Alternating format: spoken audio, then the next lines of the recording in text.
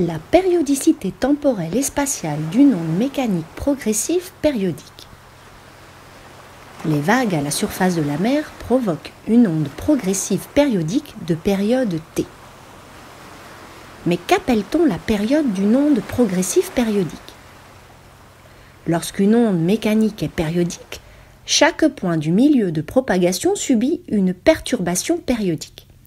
La période ne dépend pas du milieu de propagation, mais celle-ci est imposée par la source qui produit cette onde.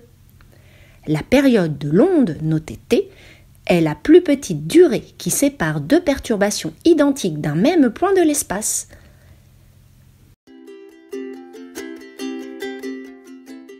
La fréquence de l'onde, notée f, est le nombre de périodes par seconde. Elle s'exprime en Hertz. F égale 1 sur t.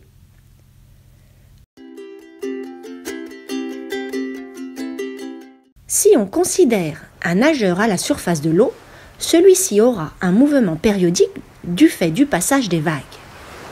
Voici le mouvement du nageur au cours du temps. Ce graphique montre la position du nageur, donc permet de déterminer une période. Parlons maintenant de la longueur d'onde, notée lambda. La longueur d'onde, notée lambda, d'une onde progressive mécanique périodique est la distance minimale séparant deux points espacés qui suivent le même mouvement et aussi de la même façon avec la même amplitude en raison de la régularité de l'onde. Voici le profil spatial de la surface de l'eau. Il existe une autre façon de définir la longueur d'onde lambda.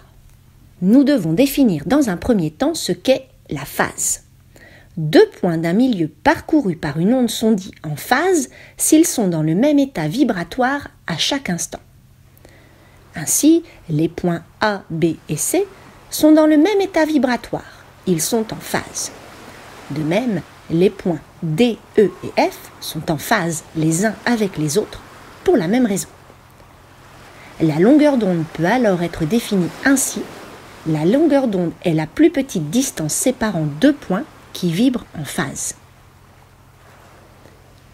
Avez-vous bien compris la différence entre la représentation spatiale et la représentation temporelle d'une onde mécanique progressive périodique? Pour le savoir, voici deux représentations.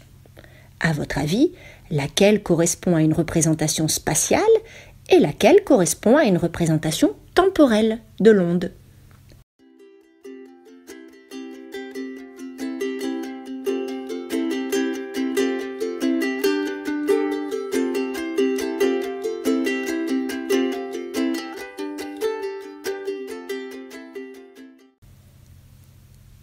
Un peu de réflexion. La première représentation est une représentation temporelle, car on suit l'évolution de l'élongation au cours du temps. Alors que la seconde représentation est une représentation spatiale, car on suit l'évolution de l'élongation en fonction de la distance à un moment donné. C'est comme une photographie du milieu à un instant donné. La représentation temporelle permet de déterminer la période t et l'amplitude a. La représentation spatiale permet de déterminer la longueur d'onde et l'amplitude a. Mais quelle est la relation entre la période t, la longueur d'onde lambda et la célérité v d'une onde périodique? Une onde périodique de célérité v parcourt une distance égale à une longueur d'onde lambda pendant une durée égale à une période t. Nous avons donc la formule suivante, v égale lambda sur t. V est la vitesse ou la célérité en mètres par seconde, lambda est la longueur d'onde en mètres et t est la période de l'onde en secondes. Considérons un exemple, celui du dauphin.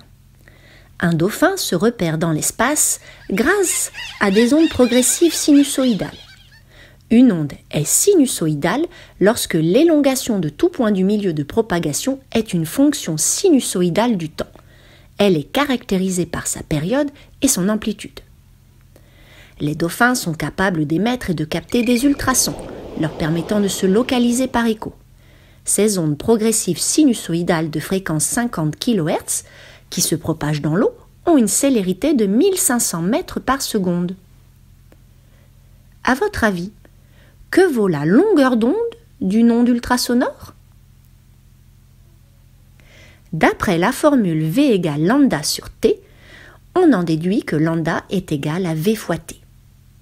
De plus, on sait que la fréquence F est égale 1 sur T, soit T égale 1 sur F.